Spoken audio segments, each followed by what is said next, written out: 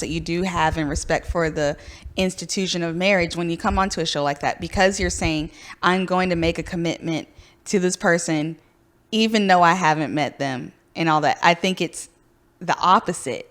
Like, it's because you care so much about marriage that you're willing to trust the experts, because also just keep in mind that they are not just like trust the experts. Okay, they're trusting these people who have track records of matching people together that has worked in the past. There are people who have been married several years. What do you mean by like worked in the past? Like they're still together. 2 or 3 years isn't like working in a marriage. I mean, true. Like, because my first marriage was almost 8 years, and like, I don't even look at that person the same. Like, that person is nothing to me, necessarily. Like, I get like she's the mother of my kids.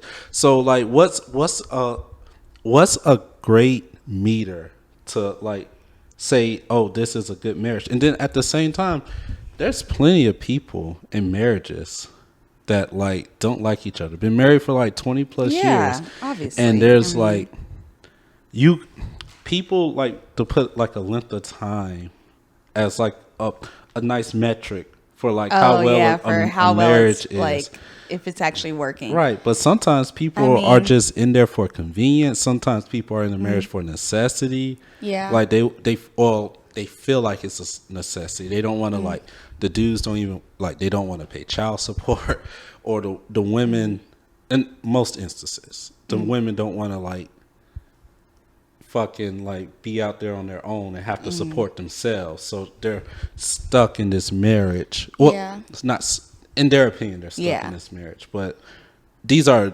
people that are afraid to either be independent on their own or like have extra income taken out. But but that's not everyone who's stuck in a marriage though. It's a stories I hear a lot. But back to it. Like, so how are these? We don't know if these marriages are necessary. Yes, I get what you're saying, but I think the whole point of it though, like, yes, we may not know, like, okay, if say they don't last, forever, or they don't last 20 plus years, and is that necessarily a failure?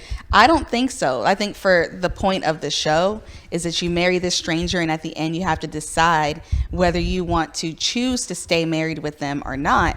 And the fact that a lot of the couples do go on to stay married. Now, whether they would stay married or not after the show is a different conversation, because say these people had met, like, for one, they probably would have not gotten married at all, never got to experience marriage, or never found that person had it not been for the show.